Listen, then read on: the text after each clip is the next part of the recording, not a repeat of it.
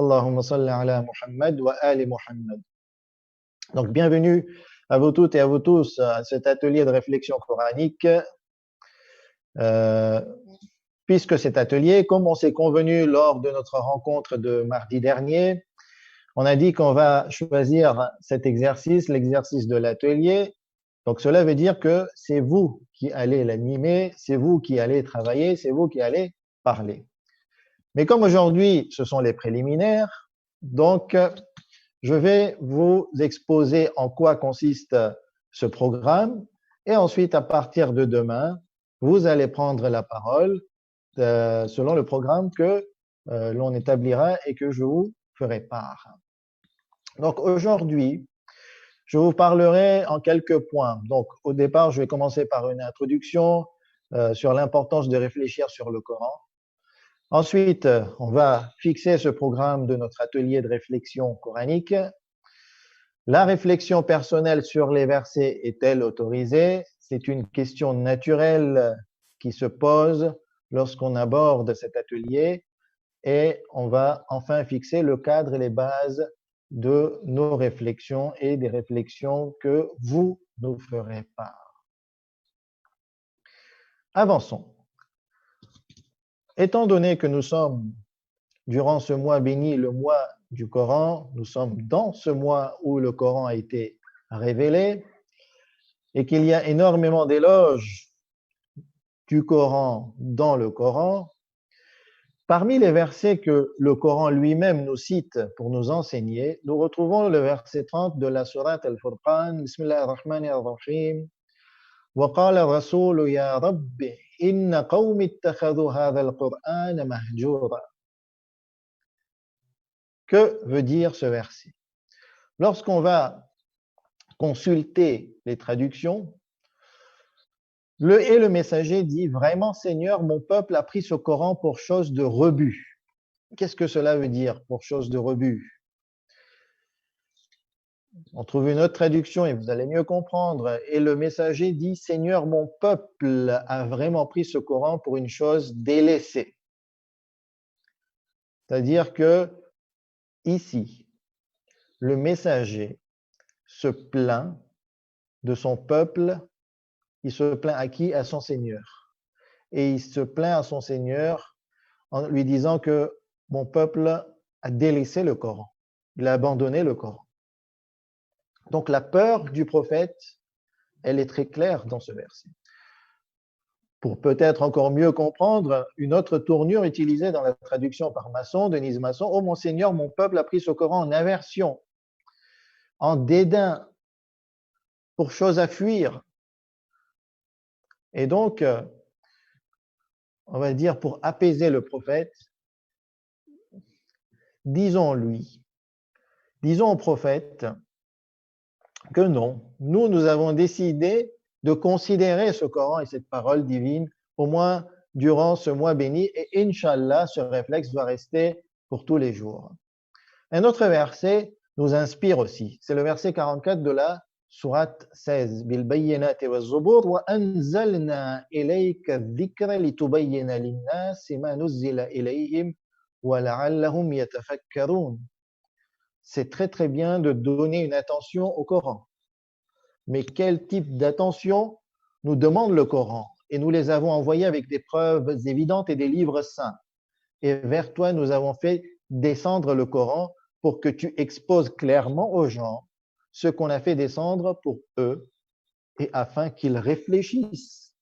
Et donc, l'objectif ici de la révélation du Coran, de tous ces efforts prophétiques pour nous transmettre le message d'Allah à travers toutes les difficultés qu'il a passées, mais il nous a laissé ce Coran, il nous a laissé notamment les Ahl al-Bayt, ça me fait penser au hadith au Saqalayn, mais ce n'est pas le sujet de notre discussion. S'il nous a laissé ce Coran, c'est pour que nous réfléchissions.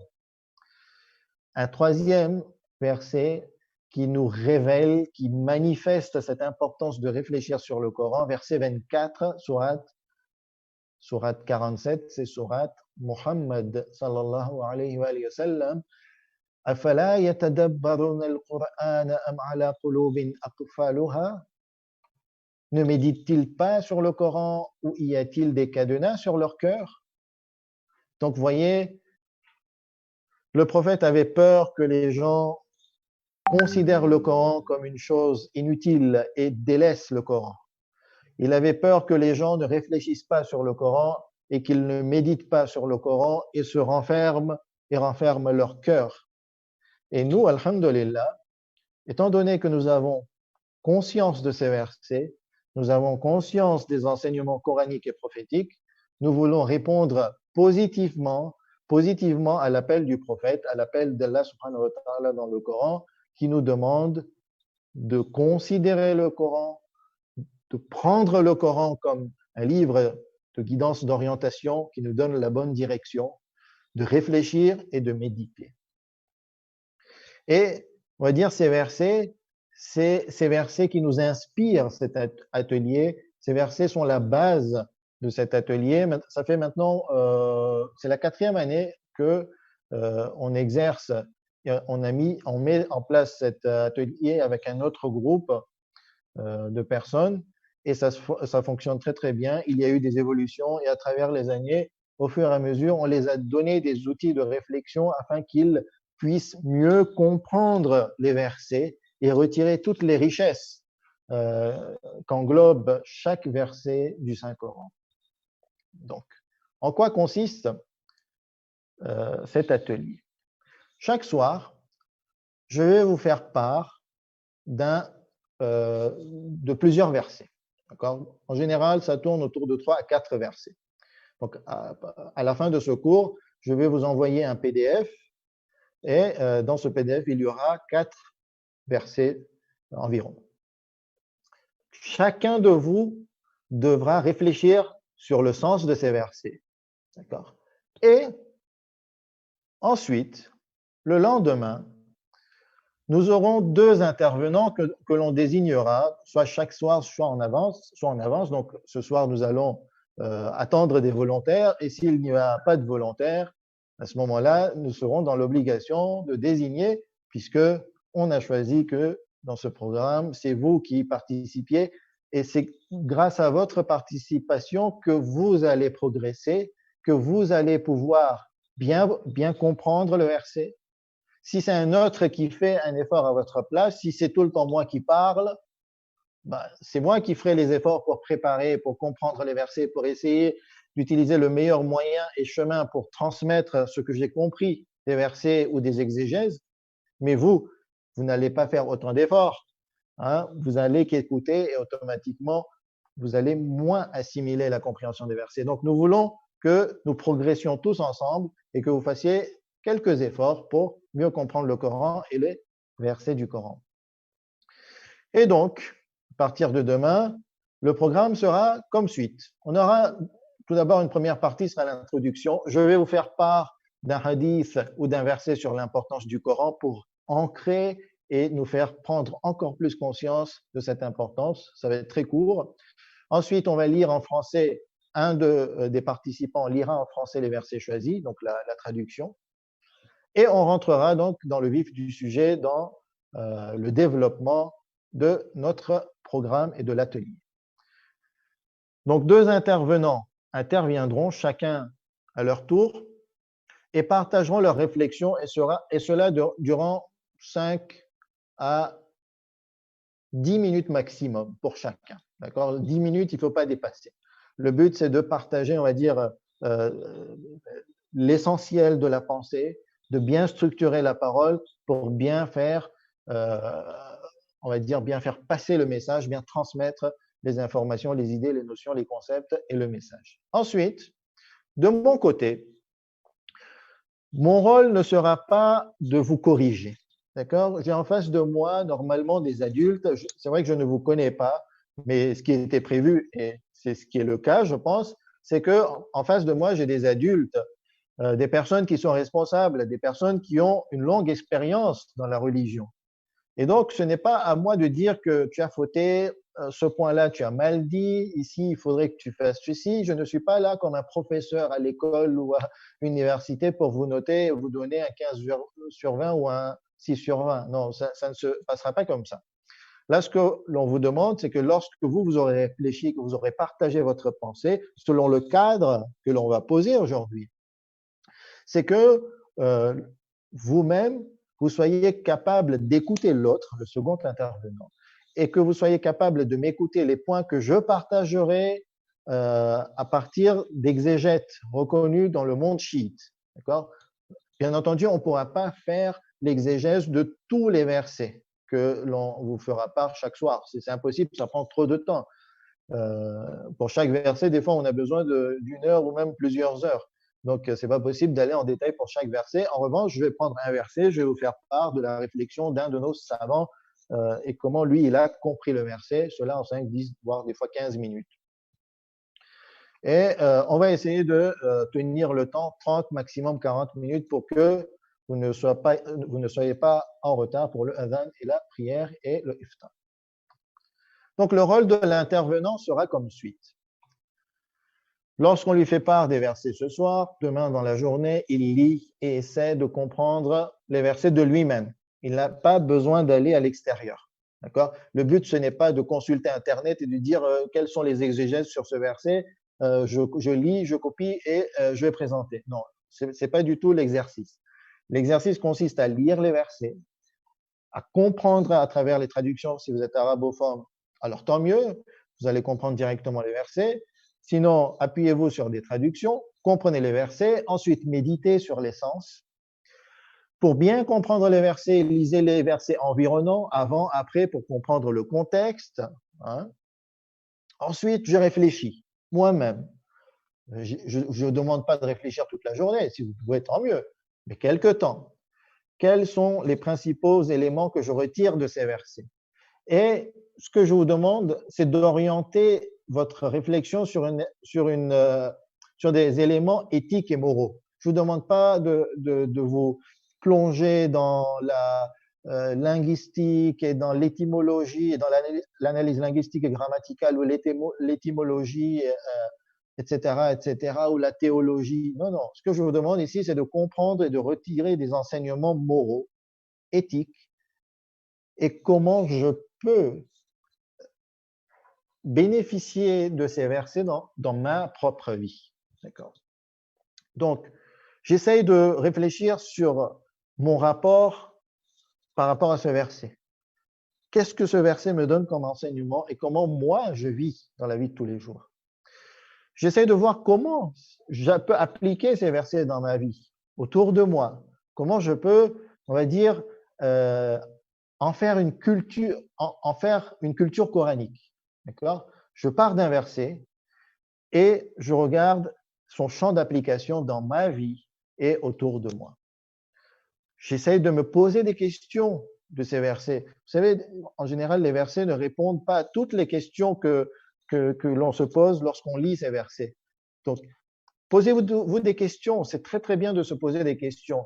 Si vous avez 100 questions à ce moment-là, faites-nous part lors de votre intervention de 4-5 questions que vous vous posez de façon importante ou insistante sur les versets. Et cela ne veut pas dire que je pourrais vous donner les questions. D'ailleurs, je vous ai dit, ce n'est pas possible de vous faire part de toutes les exégèses. Mais le fait d'avoir des questions dans l'esprit fera qu'un jour, si ces questions sont très importantes, Dieu vous guidera vers la réponse à ces questions. Et enfin, donc, demain, vous présentez votre réflexion, celle que vous avez fait durant la journée, durant une demi-heure, 3/4 d'heure, 1 heure, lors de l'atelier. D'accord? Vous essayez de présenter tout d'abord la compréhension avec vos propres mots. Je ne veux pas que vous lisez le verset. De toute façon, la lecture du verset, on le fera au début. Avec vos propres mots, vous dites ce que vous avez compris de façon naturelle. On est entre nous, ne vous inquiétez pas, personne ne vient de l'extérieur. C'est notre classe virtuelle à nous, c'est notre programme à nous. Donc, ça va très bien se passer. Ensuite, vous nous faites part de l'application des versets dans votre vie personnelle, sociétale. Si vous l'appliquez à ce moment-là, quelles sont les difficultés, quelles sont les barrières, comment essayer de propager la culture de ces versets, quelles sont les questions que vous vous posez vis-à-vis de ces versets.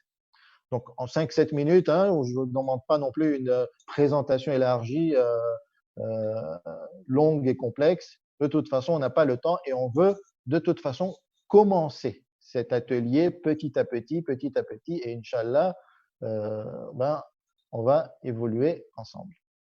Pour demain, donc, j'aurai besoin de volontaires. Vous pouvez écrire vos noms pour demain. Donc, demain, on est dimanche. Dimanche, vous écrivez votre nom et prénom. Les 2 premiers volontaires seront choisis. Et ensuite, les autres, on les fixera pour les autres jours. Et de toute façon, tout le monde doit passer, Inch'Allah. OK? Donc, il n'y aura pas d'injustice. On va prendre les noms et enregistrer les noms en fin de session. Et moi, j'avance. Ne vous stressez pas. Concernant les noms, on verra ça en fin de session. Pour le moment, restez avec moi, okay? Puisque l'explication qui suit est très importante.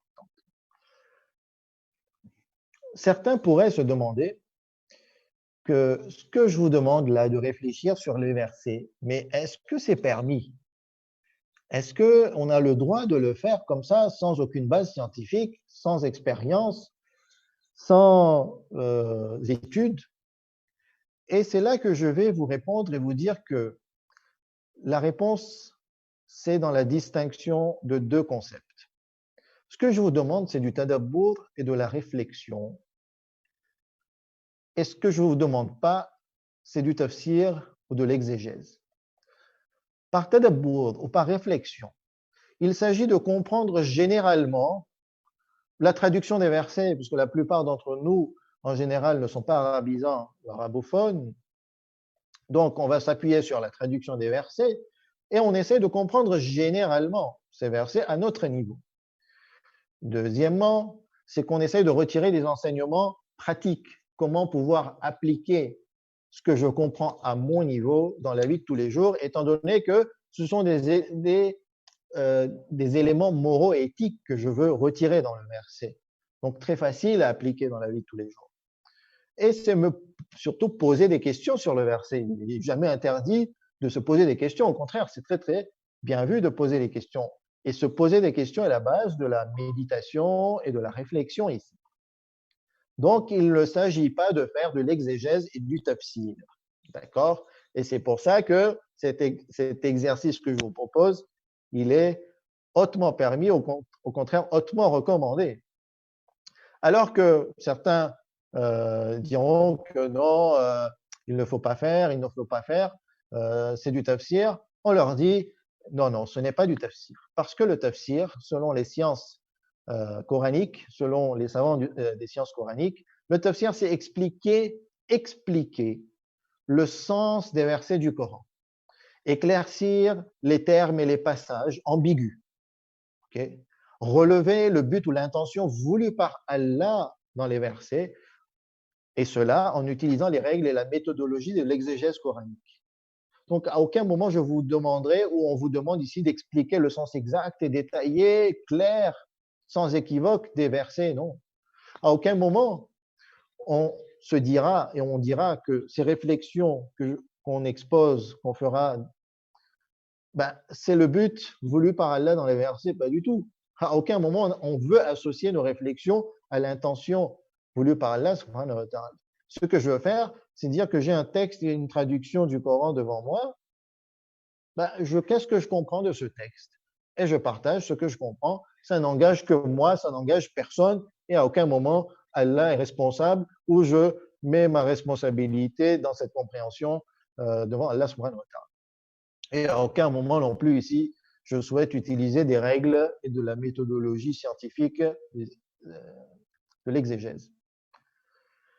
Encore une fois, certains pourraient me dire, mais cher, mais tu n'as pas honte, toi qui ici viens nous enseigner la religion, n'as-tu pas lu ce hadith rapporté du 6e imam alayhi salam, Man fassara bi ra'yihi ayatan min kitabillahi faqad kafar? Celui qui commente, interprète, explique le livre d'Allah selon son opinion fait acte d'apostasie? Et c'est là qu'on lui répond, mais si nous avons bien lu et compris ce hadith rapporté du 6e imam alayhi salam, et c'est pour cette raison que nous avons fait cette distinction très importante à comprendre et assimiler entre le tadabbur et le tafsir. Ici, le terme utilisé dans le hadith, c'est man fassara bi ra'yihi, celui qui fait une exégèse de sa propre opinion, qui interprète selon sa propre opinion, sans aucune base grammaticale, linguistique, théologique. C'est ce qui est interdit, puisque cette interprétation ici est associée à Allah subhanahu wa ta'ala de la part de l'interprète et du commentateur. Et nous, comme on l'a dit, à aucun moment on associe et attribue notre compréhension à Allah subhanahu wa ta'ala ni au Ma'soumi. Donc, ce que je souhaite que vous compreniez, que vous assimiliez, c'est la différence, c'est, on va dire, le message principal de ma prise de parole, c'est la différence entre tadabbur, méditation et réflexion, et tafsir, exégèse. Les deux concepts sont totalement différents, donc, je répète, ici, il ne s'agit pas de faire de l'exégèse du Coran. Il ne faut pas mal me comprendre. Hein. Les intervenants ne vont pas expliquer l'essence des versets, déclarer voici l'essence du verset, voici l'intention d'Allah dans ce verset, pas du tout. Ici, il s'agit simplement d'essayer de comprendre la traduction des versets sans prétendre à aucun moment que le sens compris est le sens voulu par le Créateur. Donc, on n'associera pas notre compréhension au Seigneur, mais on affirmera en lisant la traduction, voici ce que je comprends. C'est compris? Avec ce tableau, ce sera finalement compris, Inch'Allah, et définitivement compris. Donc, différence entre tadabbur et tafsir. Lecture et compréhension générale, c'est présent dans le tadabbur, c'est automatiquement présent dans le tafsir. Il faut commencer par là. Compréhension profonde et détaillée, éclaircir les termes et passages ambigus. Ça n'existe pas dans le tadabbur, c'est ce qu'on ne demande pas dans le tadabbur, pardon, alors que dans le tafsir, cela est demandé. Étudier le verset en arabe en profondeur avec les règles grammaticales et linguistiques et étymologiques, non, cela n'est pas demandé dans notre atelier. Par contre, oui, cela est demandé dans le tafsir. L'explication du sens, détaillé, profond et sans équivoque, n'est pas demandé dans notre exercice de tadabbur, alors qu'il est demandé dans le tafsir. Retirer des enseignements pratiques et moraux, oui, c'est ce qu'on va essayer de faire pour le tadabbur. Cela est proposé aussi dans les tafsirs. Questionner, ça fait partie de la réflexion. Relever et révéler le but, pardon, ou l'intention voulue par Allah, ce n'est pas du tout notre exercice dans le tadabbur, alors que cela peut faire partie de certains commentaires et exégèses, puisque certains exégèses disent voici ce que Dieu veut dire. Mais en général, même les exégètes font très très attention. Ils disent moi, ce que je comprends des versets, ils n'associent pas leur compréhension à Allah, ou rarement. Suivre une méthodologie scientifique, non, je ne le demande pas dans le tadabbur, alors que dans le tafsir, cela est exigé. Et les deux principales différences sont les deux dernières lignes. Vous avez assimilé cela, vous avez tout compris de ce que l'on veut faire dans cet exercice. Je confirme encore une fois que ce que nous voulons faire nous sera très bénéfique par une parole rapportée de l'imam Khomeini, qu'Allah lui fasse miséricorde et lui et l'élève dans l'au-delà, dans le paradis. Dans Adab Salat, il nous dit une autre barrière qui empêche de tirer profit de ce livre, c'est-à-dire le Coran, de ce livre de lumière, et la croyance qu'aucune personne n'a le droit de tirer profit du Coran en dehors de ce qui a été écrit ou compris par les exégètes. Donc, il veut dire que beaucoup de personnes n'arrivent pas à profiter du Coran parce qu'on les a fait croire que non, vous n'avez pas le droit de comprendre le Coran, de réfléchir sur le Coran et vous devez absolument vous conformer à ce qui a été proposé par les exégètes. Voyez?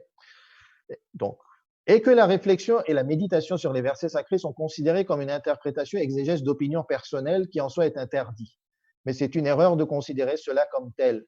Donc la deuxième phrase fait cette référence au hadith du 6e imam qu'on a rappelé et qui nous dit que, attention, vous ne devez pas interpréter, commenter et faire l'exégèse du Coran de votre propre opinion sans base théologique, comme ça de votre poche. Donc cela est bien interdit, l'imam Khomeini le confirme. Mais il ne faut pas mélanger réflexion et méditation sur les versets sacrés et interprétation et exégèse d'opinion personnelle. à cause de cette mauvaise opinion, donc cette opinion qui nous empêche d'aller vers la méditation coranique et de cette fausse croyance, ils ont empêché le Saint-Coran d'être exploité par différents domaines des sciences et des arts et l'ont complètement rendu comme une chose délaissée. Vous voyez, il fait référence à ce premier verset que nous avons rapporté et cette plainte et cette inquiétude du prophète devant Dieu en disant que mon peuple a considéré ce Coran comme une chose délaissée, a pris ce Coran comme une chose délaissée et rebut. Sachant que retirer des enseignements éthiques, gnostiques relatifs à la foi n'est nullement lié à l'exégèse, pour que cet exercice soit considéré comme de l'exégèse et interprétation de l'opinion personnelle. Avec ces paroles, je vous confirme donc que des grands savants comme l'imam Khomeini nous incitent à aller vers l'exercice que l'on vous propose. Enfin, dernier point. Pour toute réflexion, on a quand même besoin d'un cadre de réflexion, d'accord? Le cadre de réflexion, c'est que nous allons aborder cette réflexion comme des personnes croyantes qui croient aux 5 bases dogmatiques de l'islam selon l'école d'Ahl al-Bayt. Le tawhid, le tawhid qui veut dire l'existence de cette entité suprême, Allah subhanahu wa ta'ala, Dieu, et qui est unique et un. Il est juste. Il a envoyé des prophètes, dont le prophète Mohammed sallallahu alayhi wa sallam, qui est le dernier des prophètes, avec son message, le message coranique, la parole d'Allah, qui a donc transmis ce message à l'humanité.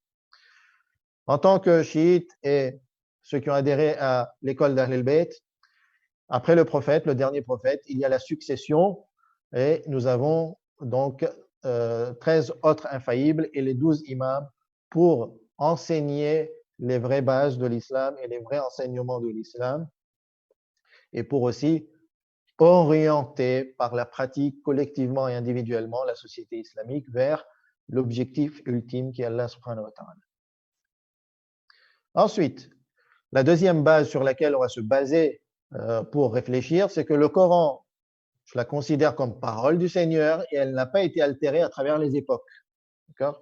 Donc nous n'allons pas rentrer dans des débats qui nous sont proposés par certains orientalistes et professeurs académiques. Enfin, la troisième base ici qui est proposée, c'est que il est possible de comprendre le Coran. Le Coran n'est pas dans un langage symbolique qui est inaccessible au commun des mortels. Non, pas du tout. Il est possible de comprendre le Coran jusqu'à un certain niveau, ici le sens général, car son langage est le langage de l'usage de l'époque de la révélation. Je ne parle pas ici de compréhension profonde en outrepassant les vrais commentateurs et les imams dans l'école d'Ahl al-Bayt. Je vous parle ici de la compréhension relativement détaillée, globale du Coran, parce que le Coran s'est tout d'abord adressé à toute l'humanité il y a 1400 ans. Alhamdulillah, donc j'ai terminé ma parole pour résumer. Il est important que chacun de nous réfléchisse, donne de l'attention, de la considération au Coran et sur son contenu, et donc qu'il fasse des efforts pour méditer sur ces versets. L'activité de cet atelier, donc, c'est la réflexion individuelle et ensuite en groupe, puisqu'on va partager cette réflexion, 2 intervenants pour chaque soir sur la réflexion. Ils vont nous partager leur réflexion sur les versets choisis que moi j'aurais choisis. Il ne s'agit pas du tout de faire l'exégèse, le tafsir. Vous avez bien compris la différence entre exégèse et tadabbur. Et le tadabbur est bien entendu autorisé et même encouragé par les savants. Enfin, l'objectif principal de cet atelier, c'est que nous allions ensemble et que nous fondions des réflexes pour consulter le livre de Dieu, pour dire qu'il est présent dans notre vie et que nous le considérons vraiment comme un vrai guide. Wa sallallahu ala Muhammad wa ali Muhammad.